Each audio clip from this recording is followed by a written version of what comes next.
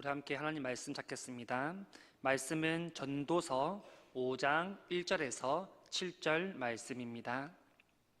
구약 952페이지입니다. 전도서 5장 1절에서 7절 말씀, 우리 한 절씩 교독하겠습니다. 너는 하나님의 집에 들어갈 때에 내 발을 삼갈지어다.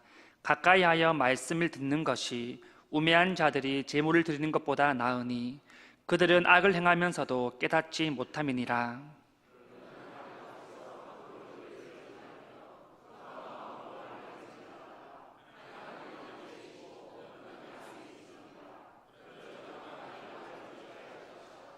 걱정이 많으면 꿈이 생기고 말이 많으면 우매한 자의 소리가 나타나느니라.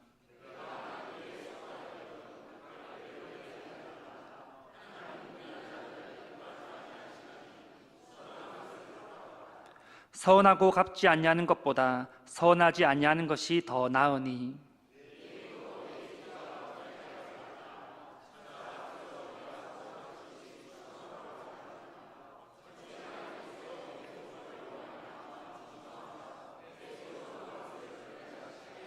같이 하겠습니다. 꿈이 많으면 헛된 일들이 많아지고 말이 많아도 그러하니 오직 너는 하나님을 경외할지니라. 아멘. 네, 우리 이렇게 서로 인사했으면 좋겠습니다. 하나님을 두려워합시다. 네, 우리가 두려워할 대상은 그 어느 것도 아닌 하나님 한 분인 줄 믿습니다. 프랑스 교포 3세가 이 한국에 온 지 몇 년이 되지 않았습니다. 교포 3세가 이 한국에 와서 겪었던 경험담에 대해서 이야기한 부분인데요. 처음에 한국에 왔을 때 한국은 음식이 너무 무서웠어요. 저 점심 먹고 왔더니 과장님이 입가심으로 계피 사탕 먹을래? 라고 했어요. 저 한국 사람들이 소피국 먹는 건 알았지만 계피까지 사탕으로 먹는 거는 몰랐어요. 무슨 드라큘라도 아니고 무슨 계피로 입가심을 합니까? 하기 싫다고 했더니 그럼 눈깔 사탕은 어때? 라고 하셨어요. 저 너무 놀라서 그거 누구 거냐라고 물었더니 과장님이 씩 웃으면서 내가 사장 거 몰래 빼왔어 라고 해서 저는 기절했어요.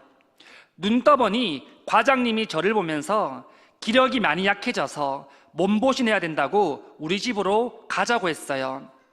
그래서 너무 불안해서 무슨 보신이냐 했더니 제 어깨를 툭 치며 가서 우리 마누라 내장탕 먹자 라고 했어요. 저 3일간 못 깨어났어요. 집에 가는 길에 식당 간판을 보고 더 놀랐어요. 할머니 뼈다구 해장국. 미칠 뻔했어요. 근데 이거 보고 완전 돌아버렸어요. 할머니 산채 비빔밥. 네, 사람들은 두려워한다는 감정을 가지면 일단 피하게 됩니다. 멀리합니다. 또는 근처에 가지 않으려고 합니다. 또한 듣지 않으려고 길을 막기도 하죠. 하나님의 자녀인 우리는 하나님 앞에서 두려움에 있어서 반응이 달라야 될 줄 믿습니다. 우리는 피해서는 안 됩니다. 도망가서도 안 됩니다. 무엇보다 경외하다라는 뜻을 우리는 잘 분별하여서 지켜야 될 줄 믿습니다. 여러분, 하나님을 경외하고 계십니까? 이 경외라는 말은 우리는 참 많이 들었습니다. 솔직히 많이 듣지만 많이 헷갈리고 또 어려운 단어이기도 하지 않습니까? 경외라는 단어를 한자로 보니까 공경할 공, 두려워할 외로서 한자 그대로 풀이하면 공경하면서 두려워한다라는 뜻을 가집니다. 우리는 어릴 적부터 설교로부터 하나님을 경외해야 됩니다. 하나님을 두려워하는 삶을 살아야 됩니다. 라는 것들을 많이 들으면서 우리는 자라왔습니다. 하지만 정작 이 경외라는 단어가 어떠한 의미인지 어떠한 단어인지를 잘 알지 못해서 제대로 경외하지 못할 때가 참 많음을 봅니다. 신하나 백성들은 왕을 경외합니다. 왕 앞에서 두려움을 가지지만 또한 존경심과 공경심을 동시에 가지게 됩니다. 하나님 나라의 백성인 여러분, 우리도 마찬가지지 않습니까? 하나님을 두려워해야 합니다. 두려워하면서 하나님을 공경하며 하나님을 존경해야 한다는 것입니다. 오늘 전도서 5장 위에 파란 글씨로 짧게 뭐라고 적혀 있습니까? 하나님을 경외하라 라고 적혀 있습니다. 그렇다면 우리도 경외하는 삶을 살아야 되는데 어떻게 하는 것이 과연 경외하는 삶을 사는 것일까요? 하나님을 경외하는 사람들의 특징이 무엇일까요? 함께 살펴보고 우리 또한 그러한 삶을 살아가기를 간절히 소망합니다. 첫째는 하나님의 말씀을 경청하고 그 말씀에 순복하는 사람입니다. 우리는 날마다 말씀의 시간을 통하여서 큐티의 시간과 개인의 경건 시간을 통하여서 하나님의 말씀을 경청합니다. 하지만 대부분 이 경청에서 그칠 때가 참 많은데요. 누군가 나에게 이야기할 때 우리가 그 이야기를 경청하는 것은 너무나도 중요합니다. 누군가 나에게 지시와 부탁을 했을 때 잘 듣는 거 너무나도 중요하지 않습니까? 하지만 들음에서 끝나면 그것이 무슨 소용이 있겠습니까? 예수님께 제자들에게 복음을 전하라고 말씀하셨습니다. 제자들은 그 말씀을 잘 듣고 하나님의 복음을 전하는데 끝까지 힘쓰는 자들이 됩니다. 동일하게 예수님께서는 무리들에게 하나님의 말씀, 하나님 나라의 복음을 선포하셨습니다. 하지만 그들은 어떻게 합니까? 예수님이 오셨을 때 모여서 잘 듣기는 합니다. 잘 모이기는 합니다. 하지만 듣는 것에서 그치는 것을 보게 됩니다. 오늘 목사님께서 말씀하신 것처럼 들음에서 끝나서는 안 됩니다.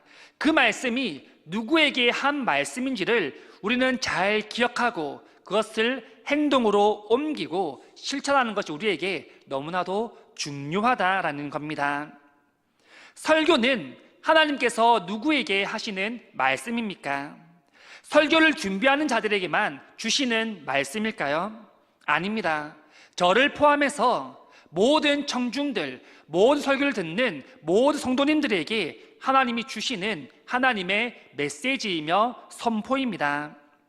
그렇기 때문에 우리는 경청에서 그쳐서는 안 되며 더 나아가서 순복하는 자리까지 나아가야 될 줄 믿습니다.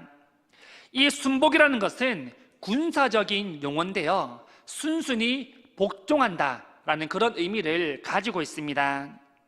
전쟁이 일어나면 이기는 나라가 있고 또는 지는 나라가 있지 않습니까? 지는 나라는 이기는 나라에게 모든 것을 빼앗기고 또는 노예로 팔려가게 됩니다. 노예로서 이긴 나라에게 절대적으로 복종하는 그러한 삶을 살아가게 됩니다. 여기서 복종은 절대 복종입니다. 성도가 순복해야 할 대상은 하나님인 줄 믿습니다. 우리는 하나님의 말씀 앞에 경청하며 하나님의 말씀에 순복하는 삶을 살아가야 됩니다. 먼저 1절에 보시면 너는 하나님의 집에 들어갈 때에 내 발을 삼갈지어다 라고 그렇게 말씀합니다. 여기에서 하나님의 집은 솔로몬 왕이 지은 예루살렘 성전을 뜻합니다. 우리가 예배하기 위해 교회에 나오는 것처럼 이 시대를 살았던 사람들은 하나님 앞에 예배하기 위해 성전에 나옵니다. 예루살렘 성전은 하나님이 임재하시는 거룩한 장소이기도 하죠. 그리고 하나님 전에 들어가는 이유는 하나님께 예배와 제사를 드리기 위함입니다. 이때 제사를 드리러 가는 사람이 조심해야 할 게 있다라고 말하고 있는데요, 그것은 먼저 발을 조심해라 라고 그렇게 말합니다. 발을 삼가하라, 그게 무슨 뜻일까요? 성전에 신발을 신고 들어가지 말라라는 그러한 뜻이겠습니까? 강대상에 신발을 신고 올라가지 못하는 교회들도 있습니다. 발을 삼가라는 말이 과연 그런 의미에서 하시는 말씀일까요? 이 삼가라는 의미는 지켜라 또는 보호하라, 그런 의미를 가지고 있습니다. 또 여기서 발이라는 것은 단수가 아니라 복수로 사용되어서 내 발들이라고 사용되어집니다.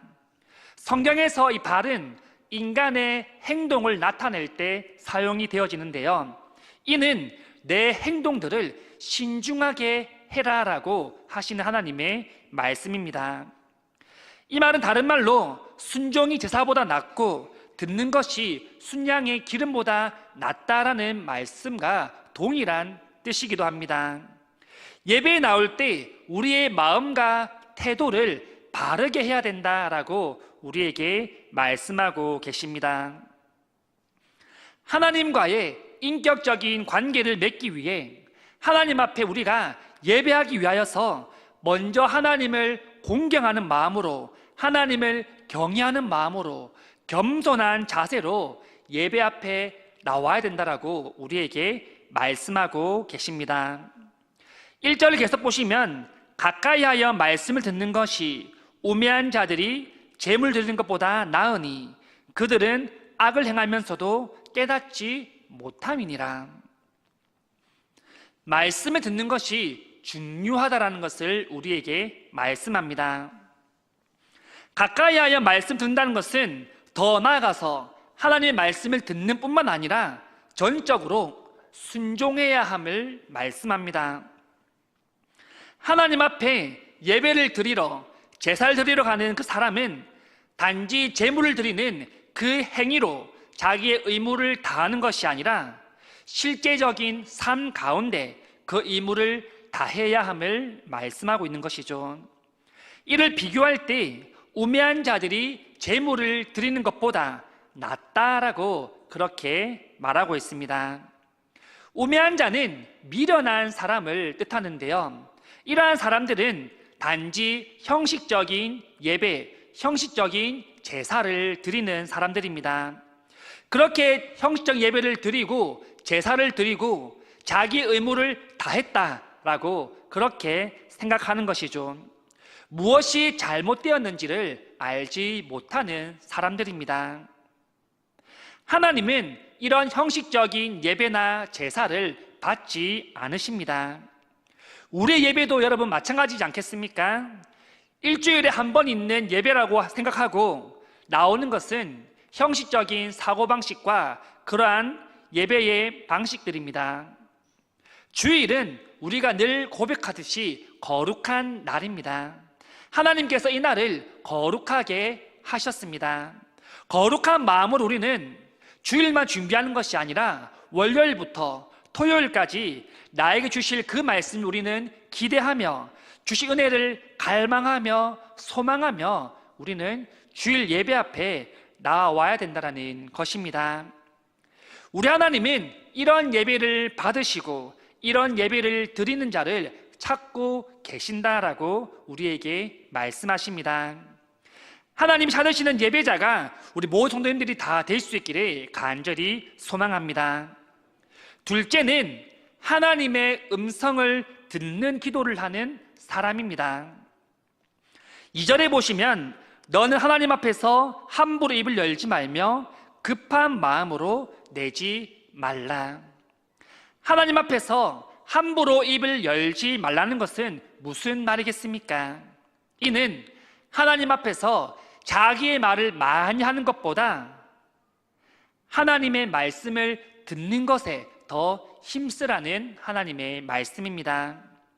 상담을 받게 되면 자기 말을 많이 하겠습니까? 아니면 상담사의 말을 더 귀 기울여 듣겠습니까?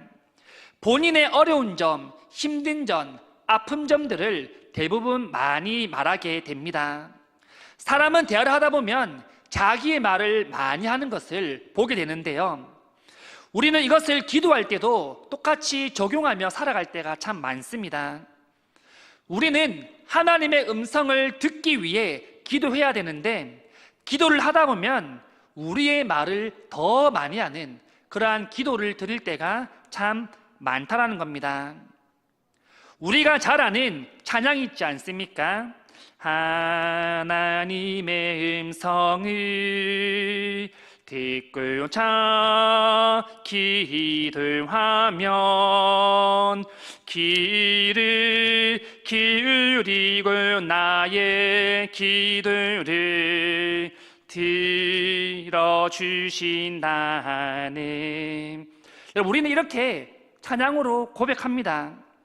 찬양은 우리가 이렇게 고백하는데 실제 우리가 기도할 때는 이런 모습이 아니라 그 반대의 모습이 나타날 때가 너무나도 많다는 사실입니다. 여러분, 기도할 때 하나님 앞에서 중언부언하거나 성급하게 내뱉는 것이 아니라 하나님의 마음을 알고 하나님께만 온전히 집중하는 시간이 되어야 될 줄 믿습니다. 기도는 일방적으로 내가 하나님 앞에 요구하는 시간이 아닙니다. 그리고 경솔해서는 안 된다라고 말합니다. 성도가 마땅히 피해야 할 기도는 무엇입니까? 바로 경솔한 기도입니다. 내 생각만, 내 뜻만 구하는 기도라는 것이죠. 하나님 앞에서 우리가 입술을 열 때 가장 먼저 우리가 기억해야 할 것이 무엇입니까? 오늘은 날 위해서 어떤 기도를 드리지? 오늘은 내가 무엇을 구하지? 라는 그런 마음입니까? 아닙니다. 하나님이 원하시는 기도가 무엇인지 먼저 고민하며 생각하는 겁니다. 기도는 내가 원하는 것을 말하는 게 목적이 아니라 하나님이 원하는 것을 말하는 게 기도의 목적입니다. 모성도님들이 나의 뜻이 아닌 하나님의 뜻을 구하는 기도를 올려드릴 수 있기를 간절히 소망합니다. 셋째는 경솔하게 서원하지 않는 사람입니다. 본문 4절인데요. 내가 하나님께 서원하였거든 갚기를 더디게 하지 말라. 하나님은 우매한 자들을 기뻐하지 아니하시나니 서원한 것을 갚으라. 서원이라는 것은 하나님 앞에 약속하는 것 또는 맹세하는 것을 뜻합니다. 솔로몬은 본절에서 하나님 앞에서 서원한 것을 미루지도 말고 더디게 하지도 말라라고 그렇게 말합니다. 우리는 상황이 어려울 때, 상황이 너무나 긴박하게 흘러갈 때, 절실한 도움이 필요할 때 하나님 앞에 서원 기도를 드릴 때가 참 많습니다. 전 어머님의 뱃속에 있을 때부터 저를 목사로 하나님께 드리기로 서원 기도하셨다라고 합니다. 태몽에서 그러한 꿈을 보셨다라고 말씀하셨습니다. 만약에 제가 목사가 되기 싫다라고 했으면 어떻게 되었겠습니까? 그러면 부모님은 하나님께 서원한 것이 거짓이 되어버리고 저는 부모님께 불효를 당한 것이 되지 않겠습니까? 물론 저는 서원한 것을 알지 못하고 제 스스로 소명을 받아서 목사의 길을 왔고 그 후에 서원한 기도를 듣게 되었습니다. 서원이라는 것은 절대 쉽게 가볍게 해서는 안 된다는 것을 우리는 기억해야 됩니다. 하나님, 지금은 제가 돈이 없어 드리지 못하지만 돈을 더 많이 벌게 해주시면 내 하나님 앞에 다 사용하겠습니다. 과연 돈을 많이 벌게 되면 하나님 위해 그것을 다 사용할 수 있을까요? 참 쉽지 않습니다. 하나님, 사업이 잘 되게 해주시면 교회 정말 열심히 다니겠습니다. 사업이 잘 되면 시간과 여유가 없기 때문에 그만큼 개인적인 신앙생활도 주일 성수도 힘들 때가 더 많습니다. 그 말을 온전히 지켜낼 수 있을까요? 그 외에도 우리는 정말 많은 약속을 하나님 앞에 하고 서원을 하게 됩니다. 여러분, 하나님께 약속하고 서원했던 것들을 전부 다 이행하셨는지요? 갚으셨습니까? 서원은 감사에 대한 자발적인 표현이자 충성의 약속입니다. 서원은 누군가 시켜서 하는 게 아니라 자발적으로 하나님 앞에 드리는 겁니다. 그리고 그 서원은 반드시 지켜져야 함을 말씀하고 있습니다. 보통 서원이라는 것은 우리가 급할 때, 위험할 때, 필요할 때 하나님 앞에 구합니다. 그런데 조금 내 삶이 여유로워지고 그 일들이 조금씩 해결되어지면 우리는 하나님과 서운한 것들을 까마득하게 잊어버리고 살아갑니다. 이런 사람들이 하나님은 이렇게 말씀합니다. 5절입니다. 선하고 갚지 아니하는 것보다 선하지 아니하는 것이 더 나으니. 하나님께 약속을 하고 선을 하고 지키지 않는 것보다 차라리 처음부터 선을 하지 않는 것이 더 낫다라고 말씀합니다. 그리고 하나님은 선하고 지키지 않는 사람을 기뻐하지 않는다라고 말씀하고 계십니다. 사역을 하다 보면 임원들이나 중고 청년들이나 이 예배와 모임의 약속들을 잡을 때가 참 많습니다. 그런데 학생들과 청년들은 이미 고정으로 정해져 있는, 약속이 되어져 있는 이 예배와 모임이 있음에도 불구하고 그 시간을 중요하게 여기지 않을 때가 참 많음을 보게 됩니다. 다른 약속이 생기면 오지 않습니다. 예배나 모임의 약속보다 새로 생긴 나의 약속, 나에게 이익과 유익을 주는 그러한 약속이 더 중요하다라고 생각하기 때문입니다.